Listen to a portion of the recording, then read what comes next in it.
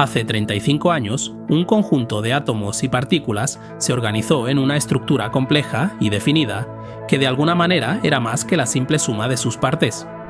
El elemento principal era oxígeno, para ser exactos, un 65% de la masa total, pero también había un 18,5% de carbono, un 9,5% de hidrógeno, un 3,5% de nitrógeno y una pizca de calcio y fósforo. Estas combinaciones ocurren constantemente en nuestro universo, pero lo curioso de esta en concreto es que un día esa estructura se levantó y se presentó con el nombre de Rafael González. Ese soy yo. Y lo mismo ocurrió con los elementos que te forman a ti, a todas las personas que conoces y a todos los seres humanos que han existido alguna vez. Y si lo piensas bien, es bastante raro. ¿Cómo puede un montón de rocas, aire, agua y químicos tener sentido de identidad? Y sin embargo, eso es lo que ha sucedido. La consciencia surgió del polvo y por lo que parece sigue surgiendo. Lo cual nos lleva a una gran pregunta. ¿En qué momento surge la consciencia individual? Al final, cuando ya teníamos un cerebro humano completamente desarrollado, con el cerebro de un animal, con una planta, una simple bacteria. O podemos ir más lejos y decir que si la materia puede ser consciente, entonces un solo átomo también lo puede ser. Soy Rafael González y estás viendo Astrum. Acompáñame hoy en este viaje hacia lo más profundo del conocimiento, mientras exploramos el asombroso mundo de la consciencia, las mejores teorías sobre cómo surge e intentemos responder a una simple pregunta. ¿Puede una partícula ser consciente? Para empezar, reconozco que a simple vista puede parecer una pregunta un tanto absurda. La mayoría de la gente tiene un buen instinto sobre qué es consciente y qué no lo es. Por ejemplo, tú eres consciente, tienes una identidad, tomas decisiones, procesas la información que te llega a través de los sentidos y le das valor a lo que experimentas. Parafraseando a un filósofo bastante conocido, René Descartes, no podemos dudar de nuestra propia consciencia, porque ¿quién estaría dudando entonces? Pienso, luego existo. Y más allá de eso, solemos estar bastante seguros de que los demás humanos también son conscientes. Aunque no podamos mirar dentro de sus cabezas, asumimos que tienen la misma capacidad de pensar y sentir que nosotros. Excepto, claro, cuando opinan lo contrario a nosotros en política, ahí ya surgen las dudas. Pero nuestras certezas empiezan a flaquear a partir de ahí. En una encuesta a investigadores del comportamiento animal, se les preguntó si creían que los animales que estudiaban eran conscientes. El 92% aseguró que los primates no humanos sí lo son, pero ese número bajó al 73% cuando se trataba de otros mamíferos. Para los pulpos, el porcentaje cayó al 64%, para las aves al 61% y en el caso de los insectos, solo el 51% pensaba que tuvieran una consciencia real de sí mismos. Es probable que la población general opine más o menos lo mismo. Pero aquí ya estamos entrando de lleno en uno de los grandes problemas que rodean a la consciencia, las creencias y los sentimientos.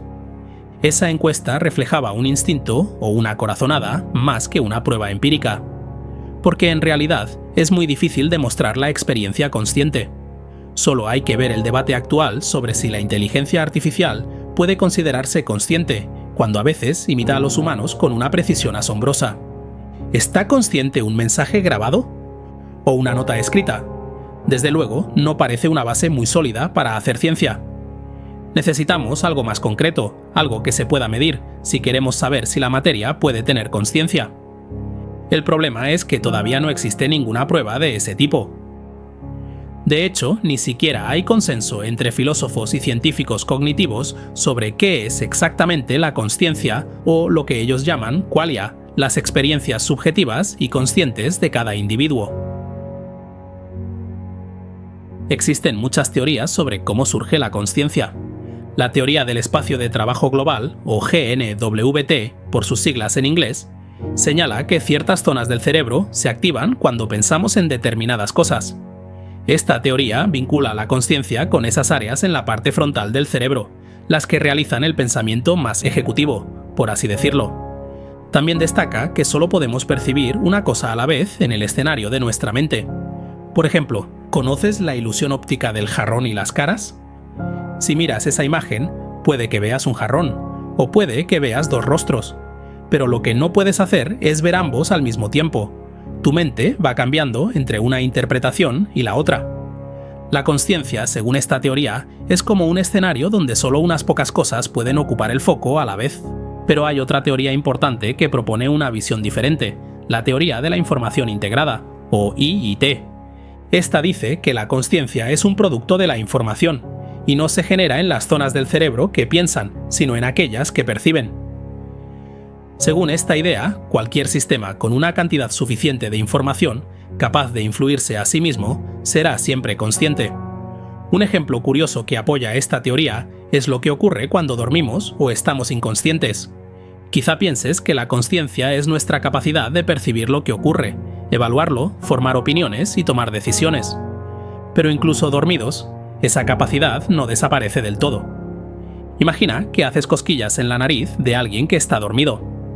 Al cabo de un rato, puede que mueva la mano para apartar la tuya, o al menos gire la cara para evitar el cosquilleo.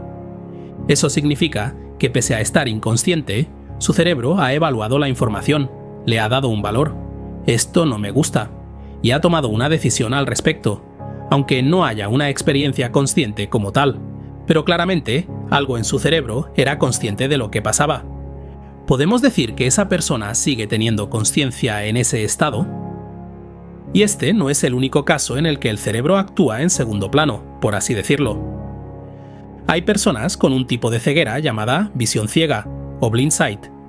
Son ciegas, no tienen percepción consciente de lo que les rodea, pero sus vías neuronales visuales siguen intactas. ¿El resultado? Estas personas pueden moverse por una habitación sin chocarse con los objetos, a pesar de que no ven nada. Su cerebro sabe a dónde ir, aunque ellas no lo sepan.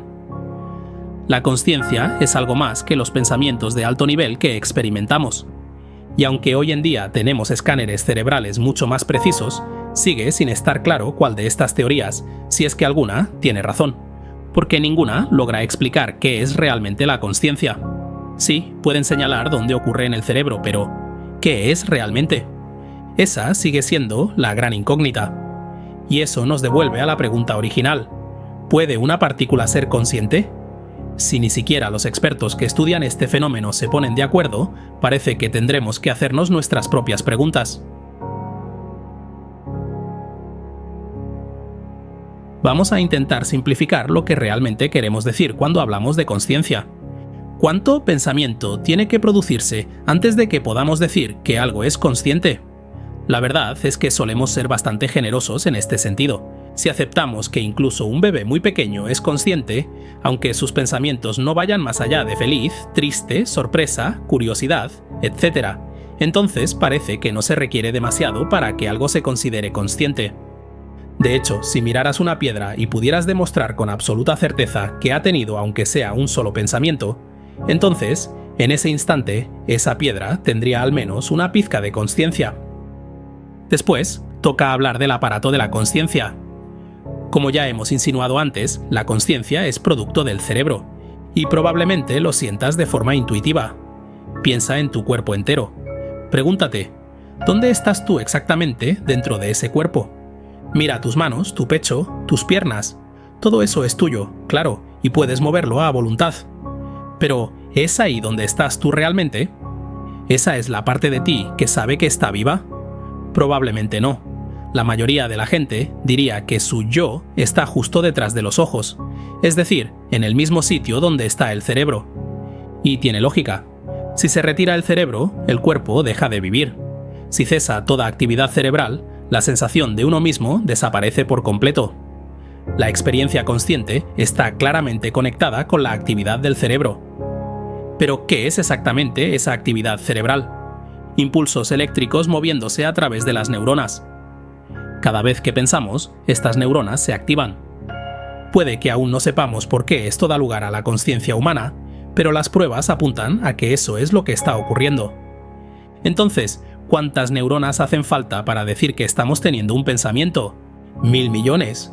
¿1 millón? ¿Una sola? Eso ya depende del punto de vista de cada uno. ¿Cuál es el umbral de actividad necesario para que aceptes que algo es consciente? ¿Tiene que cruzar una línea concreta o basta con que haya algo de actividad, por mínima que sea.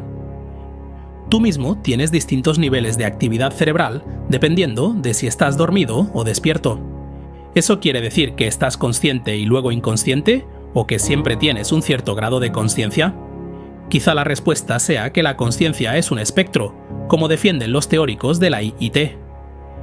Y si aceptamos que para considerar que algo es consciente, aunque sea de forma mínima, solo basta con un solo pensamiento o una sola neurona disparándose, entonces podríamos concluir que la consciencia está presente en casi todo lo que existe. Cualquier cosa que transporte impulsos eléctricos podría tener algún grado de consciencia, y eso podría incluir cosas que ni siquiera tienen cerebro. ¿Y hasta dónde podemos bajar en esta escala? Si afirmamos que el simple disparo de una neurona representa una diminuta chispa de consciencia por los procesos eléctricos y químicos que suceden en su interior, ¿significa eso que podríamos ir aún más al fondo? Una neurona se dispara cuando se produce un cambio en su carga eléctrica, generando un potencial de acción que envía una señal eléctrica por el axón.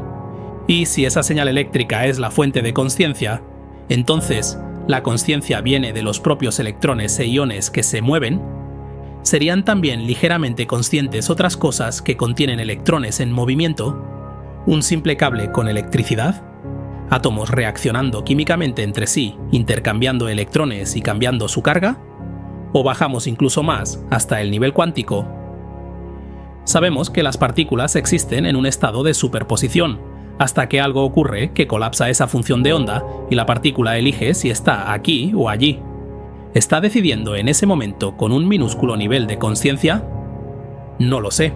A estas alturas, esto es pura especulación, ya que la ciencia aún no tiene una respuesta clara ni consensuada sobre qué causa el colapso de la función de onda. Lo único que sabemos con certeza es que ocurre. Y curiosamente, ese colapso sucede en algún punto entre el inicio de la propagación de la onda y el momento en que se produce una interacción física, como una medición. Saca la conclusión que quieras con esa información. Pensar que la consciencia existe a nivel de partículas es, desde luego, una idea extraña, pero hay físicos de peso que están abiertos a que los efectos cuánticos puedan jugar un papel importante en la consciencia. Uno de ellos es Roger Penrose, ganador del Premio Nobel.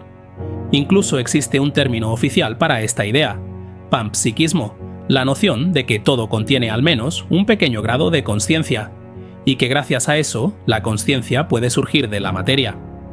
Porque al final, ¿qué eres tú sino un conjunto de partículas organizadas que has ido incorporando a lo largo de tu vida? Suena contrario al sentido común, sí, pero también lo hacen muchas leyes del universo. Y por extraño que sea, esta idea tiene sus ventajas frente a la alternativa que, francamente, me resulta bastante inquietante. Cuando decimos que hace falta superar cierto umbral para poder decir que algo es consciente, hay mucho margen para ser arbitrarios con dónde colocamos ese límite. Podemos decir, todo lo que tiene cerebro es consciente, animales y humanos. O quizá, solo los humanos son conscientes, los animales no lo son. Pero lo preocupante viene cuando una persona más inteligente, con mayor capacidad cerebral y más neuronas activas, decide que cualquier humano con menos actividad cerebral que él no pasa la prueba de consciencia. ¿O qué pasaría si algún día descubrimos una forma de vida alienígena y nos encontramos con la perturbadora realidad de que, según sus criterios, ningún ser humano tiene la actividad eléctrica necesaria en su cerebro para ser considerado consciente? ¿Puede una partícula ser consciente? Sinceramente, no creo que los átomos anden por ahí pensando que los electrones ya no son como los de antes, o que los protones piensen que los neutrones son un poco sosos. Pero si toda nuestra consciencia proviene de estos elementos fundamentales de la física y aún no hemos encontrado ningún ingrediente extra más allá de eso, ¿es tan descabellado pensar que las partículas sean conscientes, aunque sea solo un poquito? Naturalmente, sería imposible de medir. Pero, en ese sentido, las partículas no están solas. Hoy por hoy es científicamente imposible demostrar que algo o alguien en todo el universo sea consciente, con una única excepción: tú. Científicamente, no puedes probar que nadie más sea consciente.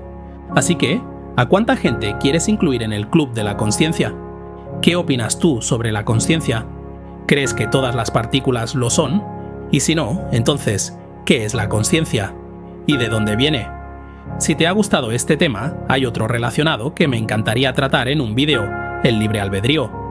No lo hemos tocado en este guión, pero es un tema fascinante. Déjamelo en los comentarios si te gustaría que lo exploremos en un próximo vídeo. Un fuerte abrazo a los mecenas que me apoyan en mi misión de divulgar la ciencia. Suscríbete y deja un me gusta para apoyar el canal. Gracias por tu visita y nos vemos en el futuro.